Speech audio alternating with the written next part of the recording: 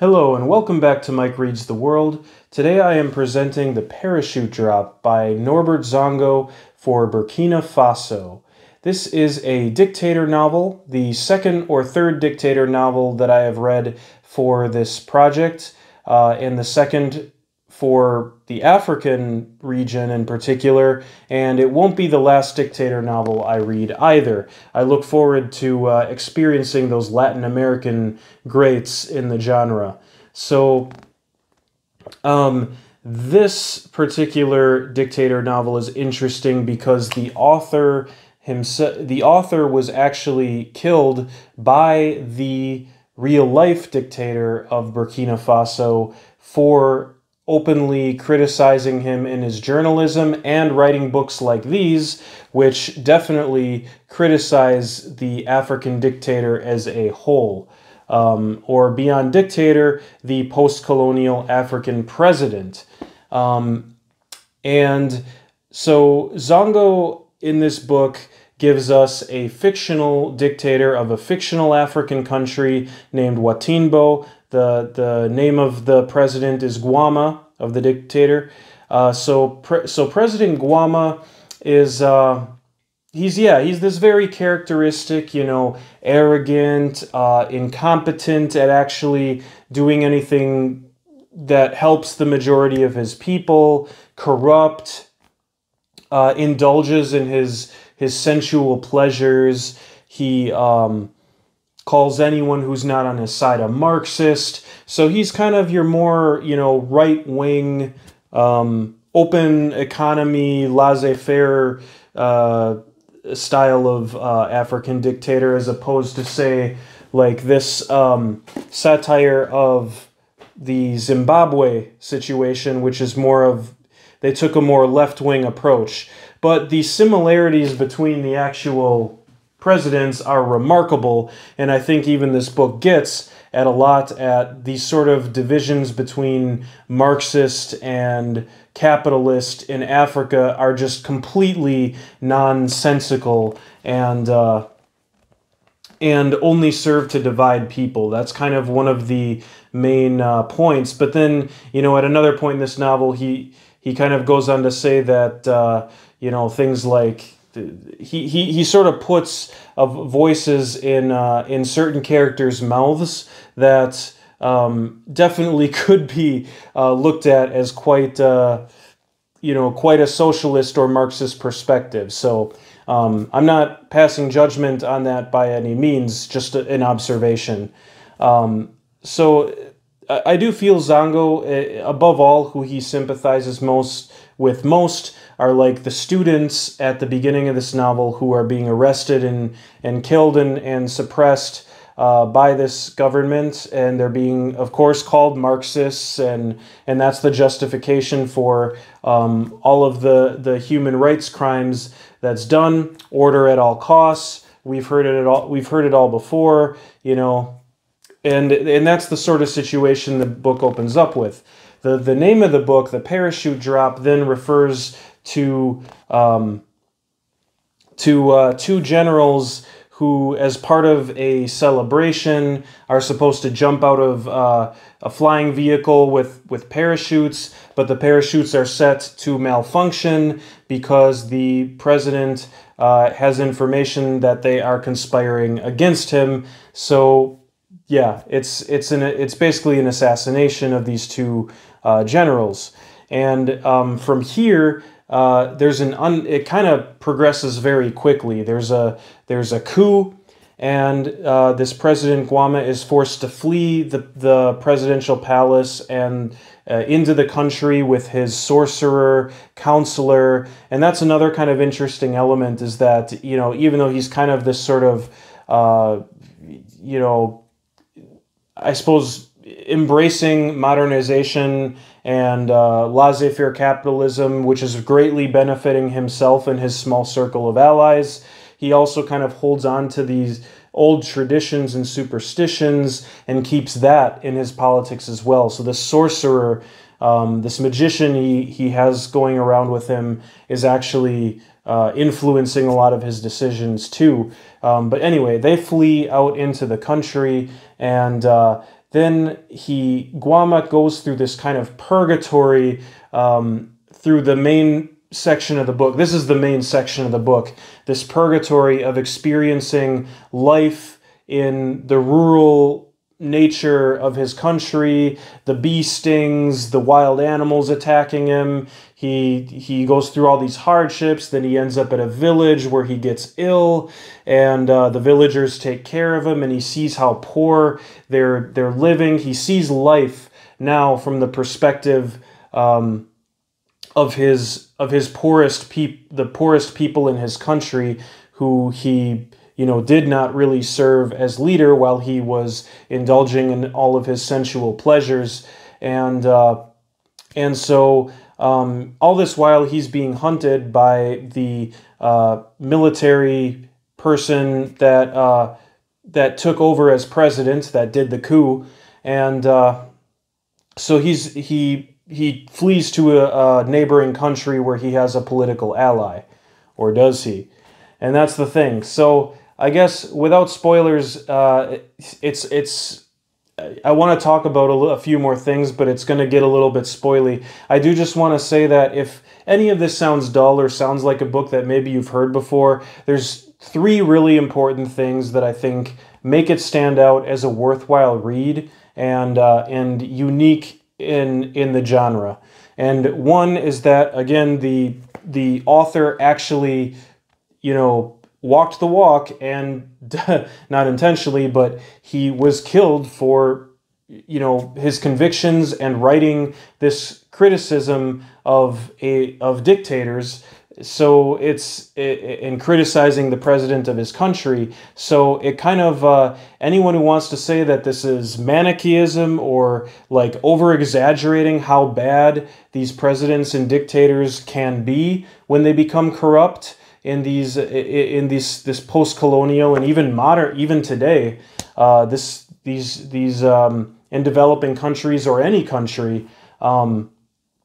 No, it's a real thing. They really do kill people for speaking out against them, and they really are that corrupt, and they really are that self-indulgent and do not care about the people of their country. It's a real thing. So that's one. Number 2 is I think that the whole kind of the section in the middle where like the president is forced to see the world from the perspective of his, the poorest people of his country is really interesting, and definitely made me start going, oh, this could be good, because this book started out with me thinking, oh, is this just another like satire of a dictator? Like I really like. I didn't enjoy, Glory by No Violet Bulawayo, which is the other African dictator novel I read so much, and it was just too much satire, and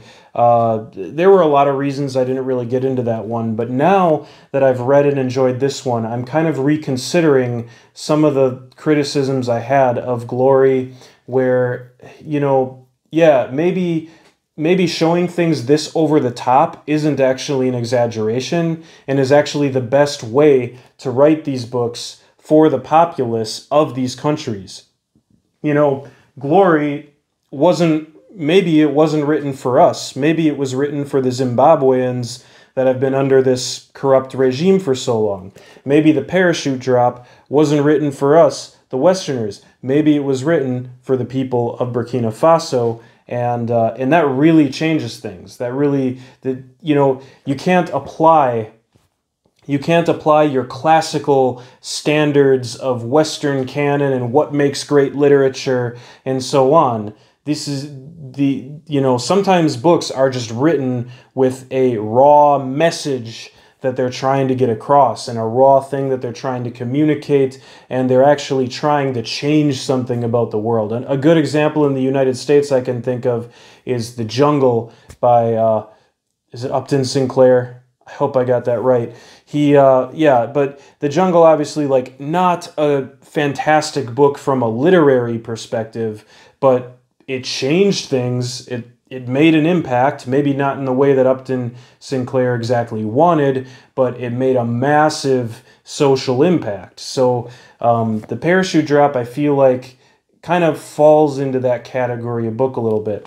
And then the third thing that makes it unique is it uses this sort of like over-the-top journey, you know, and exaggerated like bad qualities about our president, making him almost an anti-hero. He and his sorcerer advisor that accompany him are almost there like the protagonists of the novel. They're anti-heroes, you know, and Guama himself being this anti-hero, with exaggerated bad qualities, it makes the impact of the ending. The ending is incredibly raw and final, and actually hits really hard, and kind of tears. Without saying too much, it really kind of surprised me how I was even able to feel sympathy for such a terrible, disgusting man as this President Guama, but then also kind of like, I don't know. The ending is just very. It's really kind of sadistic, and it's really. I can't find the word. It's an impact. It's tough to read, but like impactful. I'm really at a loss for words for the ending. But it really frames the rest of the book in a different and better way, and it leaves you thinking about it after you've put the book down, and it's kind of hard to stop thinking about it. I don't really know if I want to, you know, get into more spoilers than that. I feel like I have a discussion in me about that ending, but I feel like you know, if you want to read this book, I feel like just saying what happens is kind of it's too much of a spoiler, and it's really better that you experience it for yourself. But yeah. So this is your warning. If you don't, I do want to discuss it, but yeah, if you don't want those spoilers, then this is probably the time to get out of the video. There's a lot of quotable stuff in here. You know, a lot of the characters kind of at times become mouthpieces, I think, for Norbert Zongo's political ideas. But it's kind of hard to tell because there's a whole conversation going on. I'm kind of stalling time while you can decide if you actually want me to spoil the ending for you. But yeah, there's sort of a lot of you know, even Guama, the President Guama, and sort of the perspective of these military dictators you can kind of see their point sometimes. So there is kind of some nuance in the book, and it's not. I don't get the sense of Norbert Zongo that he is like far right or far left. I get the sense that he leans toward the students and sort of a more socialist perspective, and but it's just like he says at one part of the book, like, do you need Lenin to tell you? Do you need to read Lenin to tell you when you're hungry? Do you need to read Marx to know that you can't find a job? You know, it's just kind of yeah. It gets at to like how really in this context that use of like Marxist scaring and whatnot, and I know it can go the other way. I know that politicians can use Marxist dialogue to, of course, you know, support what they're doing, but that isn't good. But it's also can be this kind of a distraction from the real issues that are going on in the country. This sort of making people scared of Marxism and stuff. So it's, yeah. You know, you got to recognize the bad, the way that both of those approaches can be used for evil, I guess. And I think Norbert Zongo does in this book, which I appreciate. So, yeah. Finally, want to talk about the ending. And it's basically, so get out now if you want to read this yourself. Basically, Guama, he goes to this neighboring country and he's asking to see the president, who is his political ally, but they betray him and send him back to his own country, where he is imprisoned, tortured, and executed by the new president of this fictional country of Watimbo. And he ends the book essentially begging for his life, repenting, the sadism of how he is tortured and treated and then eventually executed is really tough to read, and really it's almost like, for me, it's like no human being, no matter how bad they are, like it still hurts to see them in this sort of pathetic situation and begging for their life and so on. It's just like, it still hurts to read, just because it's another human being, even if they were an absolutely terrible person who did that to other people. I don't know. It's a very powerful way to end a book like this. And also the irony of all of this is that the new military dictator is now calling him a Marxist and saying he's been conspiring with other Marxist leaders to try to overthrow them from this other country. Just a whole made-up story. And then about to become just as bad or worse as he ever was. So it is the repeating cycles. It's not like in No Violet Bulawayo's Glory, where there's this kind of very unrealistic, I don't know if I want to say hopeful or unrealistically happy ending. I guess we'll go with hopeful. After reading this, I am actually really curious to page through Glory again, even though I had kind of, that negative reaction to it. The parachute drop has really put the sub-Saharan African political literature into a new context for me, and made me realize that you can't read it. You can't read it in the same way that you read other books, or from other cultures and other areas of the world and other time places. You can't even read it like you read the mythological Sundiata from West Africa. This is like, it's post-colonial, it's political, but it also does tap into those old mythological themes about the corrupting nature of power that we find, for example, in Shaka. It goes back before colonial times. Shaka from the country of Lesotho. That book is amazing. It's from the 1920s or 30s, and shows kind of the corrupting nature of power that it had, even on a great man, we'll say, like Shaka Zulu, and told in a fictional and mythological way. That novel's incredible. I really recommend you check that out. I have a video on that on that book from way back when. So I think that's I don't know. There were so many other things I thought I was gonna say, but I'm really struggling with this book to put it into words, and this is what I'm gonna have to sit with, and hopefully one day, this is giving me an idea that one day when I start getting more into video essays, and this will be after I finish reading all of the countries, to be able to do kind of maybe not a video essay, but have a nice discussion about all of the dictator novels and different themes and stuff. But I gotta have a script and really write out my thoughts, I think, to do something like that, instead of just this sort of rambling that I'm doing. So I hope you enjoyed the video, and that you're enjoying the new audio quality with my microphone. I do think the last video sounded a lot better.